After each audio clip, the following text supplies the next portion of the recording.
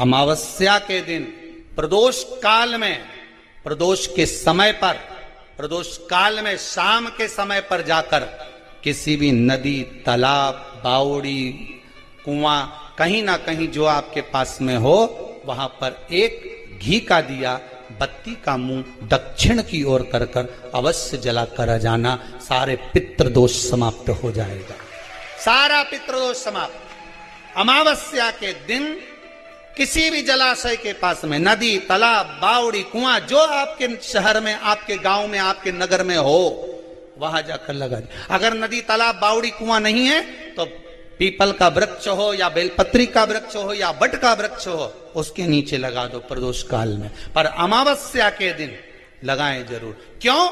क्योंकि अमावस्या के दिन पितृ शाम के समय प्रदोष काल में शंकर भगवान का नाम जाप कर कर नदी, तालाब, बावड़ी पर पानी पीने जाते हैं। वहां से जल का आचमन कर कर पितृ अपने लोक को चले जाते हैं प्रदोष काल के समय पर। इसलिए प्रदोष काल में जलाशय के पास में, बावड़ी, कुआं, नदी, तालाब के किनारे पर दिया लगाया जाता है दक्षिण की ओर मुख कर कर बत्ती का।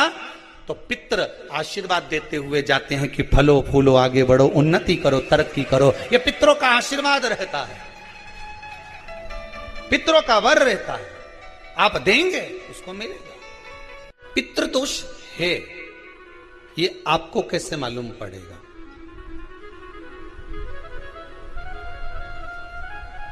पितृ भूखे हैं, इसका तो वर्णन हमने पहले कर दिया कि रात्रि को जब आप सोने के बाद में 1-1.5 घंटे बाद अगर आपकी नींद खुल जाए, 1 घंटा 1.5 घंटा आप सो लिए, उसके बाद जो नींद खुली तो 1-1.5 घंटे तक अगर आपको नींद नहीं आ रही है, रात्रि को सोने के बाद में 1 घंटे बाद जब उठे तो आपको प्यास लग गई,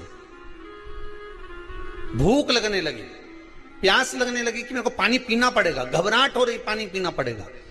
1-1.5 घंटे सोने के बाद अचानक नींद खुले और आपको प्यास लगे, समझ लेना आपके पितृ भूखे हैं और प्यास है।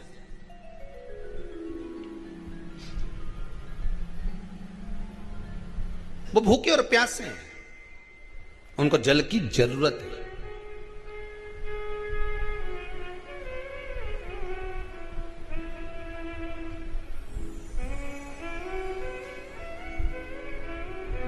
किसी भी नदी में, सरोवर में, कुंड में, बावड़ी में, तालाब में, आप तीर्थ में जाकर जब स्नान करते हैं तो स्नान करने के बाद एक काम का नियम बना लो कि अपने हाथ की अंजलि में जल लेकर अपने पूर्वजों को देना।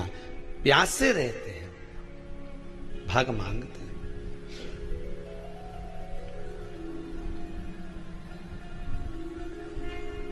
भाग प्राप्त करना।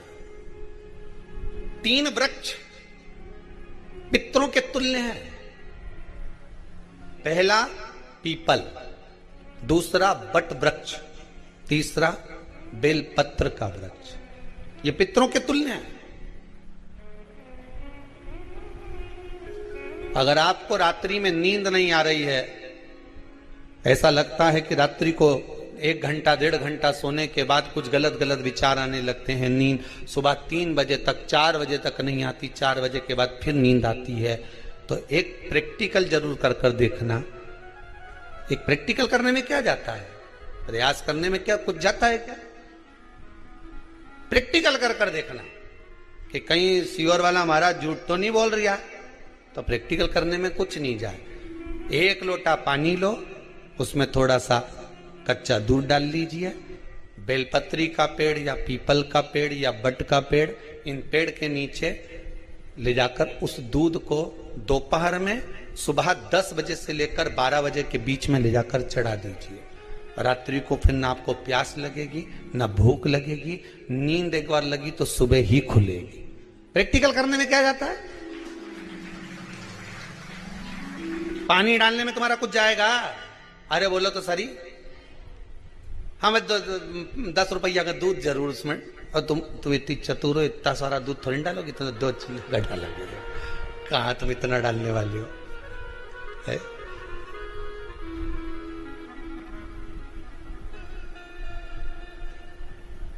प्रैक्टिकल करने में क्या जाता है? कुछ भी नहीं बिगड़ेगा। ये तो बस जल डालोगे तुम्हारा ही कुछ अच्छा हो सकता है, बाबा की कृपा है।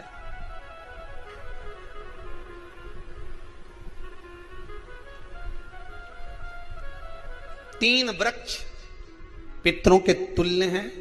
पहला जम के बोलिए पीपल, दूसरा वट वृक्ष, तीसरा बेलपत्री का वृक्ष। तीन पीपल के वृक्ष में 52,000 ब्राह्मण एक साथ निवास करते हैं, इसलिए पितृतुल्य है। वट वृक्ष ब्रह्मा जी के मस्तक से बना, इसलिए पितृतुल्य है।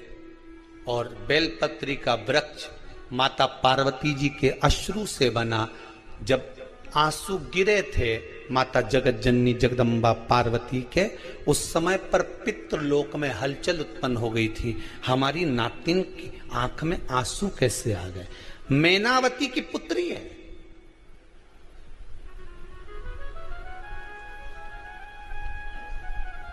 पितरों की नातिन, इसकी अश्रु कैसे गिर गए? पार्वती जी ने कहा ये आंसू नहीं, मेरा पुण्य भाग प्रकट करती हूं बेलपत्री के रूप में। तो पितरों ने वर दिया था कि ये बेलपत्री का वृक्ष हमारा आशीर्वाद है, इसके नीचे अगर कोई दीप लगाता है, शिव को स्पर्श कर चढ़ाता है, उसके पितरों की शांति होगी। हम स्वयं उसको आशीर्वाद देने के लिए पधारेंगे। बेलपत्र का वृक्ष पितृतुल्य।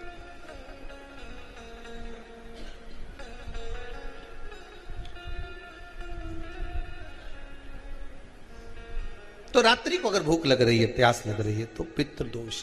दूसरा पितृदोष का लक्षण बताया, घर में कोई शुभ कार्य ना हो, वंश की वृद्धि ना हो। 1 रुपये कमाओ, 1.25 रुपये खर्च हो रहे हैं, पैसा 10 जगह से कमाई आ रही है पर घर में टिक नहीं पा रही है, आया गया, पितृदोष। जरा सी कटोरी पड़ी है, उसके पीछे विवाद चालू हो जाए, पानी ढुल गया, उसके पीछे विवाद हो जाए, या छोटी छोटी बात में घर में क्लेश मचा हुआ है, पितृदोष है। समझ लो हमारे पूर्वज हमसे खुश नहीं है, प्रसन्न नहीं। मौका लग जाए, सारी दुनिया के लोग तुमसे कह रहे हैं तेरे घर में पितृदोष है। 1 रुपये कमाते हो, 1.25 रुपये खर्च होता था, मानसिक टेंशन बना रहता है। घर में एक व्यक्ति बीमार है, ठीक हुआ, दूसरा बीमार पड़ गया, दूसरा ठीक हुआ, तीसरा बीमार पड़ गया, तीसरा ठीक हुआ, चौथा बीमार पड़ गया। मतलब कहीं ना कहीं पितृ का भाव पितृदोष का बन रहा है। किसी ने कहा तुमसे कि तेरे यहाँ पितृदोष है, तूने ब्राह्मण को भोजन करा दिया, पिंडदान करा दिया, तर्पण करा दिया, तिलांजलि करा दी, गया जी का श्राद्ध कर दिया, हरिद्वार चली गई, वहां पिंडदान करवा दिया, ब्राह्मण भोज करवा दिया, तिथि पर भोजन करवा दिया, सब कुछ करवा के देते। अब एक काम और करके दे, एक काम और करके देख लो। जब तुम घर में भगवान शंकर की आरती, तुम्हारे घर में शंकर जी का शिवलिंग है, भले काय का भी हो, छोटा सा, भले सियोर का कंकर शंकर हो, नर्मदा का कंकर हो, चाहे शंकर पारक के हो, पीतल के हो, स्टील के हो, लकड़ी के हो, जिसके भी हो, लोहे के हो, पाषाण के हो, जिसके भी हो, शंकर का शिवलिंग अगर हमारे घर में है और आप रोज प्रतिदिन भगवान की आरती करते हो, प्रतिदिन, और आपको लग रहा है कि मेरे यहाँ तकलीफ चल रही है, ये ठीक ही नहीं हो रही, लगभग 1.5 महीना आप कम से कम 45 दिन, 1.5 महीने के करीब में ऐसा प्रयास करना कि भगवान की आरती, शंकर भगवान के शिवलिंग की आरती करने के बाद उस दिए को भगवान के सामने मत रखो, उस दिए को उठाकर जहां तुम पानी का मटका रखते हो, हंडा रखते हो, जिससे तुम पानी पीते हो, तुम्हारे रसोई घर में जो पानी का मटका, हंडा, बाल्टी, आरओ का पानी जिस मटके में गिरता है, हंडे में गिरता है, जिसको हमारे यहाँ पितरों का स्थान कहते हैं, उस स्थान पर, उस मटके के पास में, उस हंडे के पास में, उस बाल्टी के पास में, जहां रसोई घर में पानी रखते हो, उस रसोई घर में पानी जहां रखते हो, उसके पास में उस दिए को भगवान के सामने नहीं रखना। आरती उतारने के बाद उस दिए को ले जाके सीधे परिंडे के पास में, उस हंडे के पास में, मटके के पास में उसको रखो।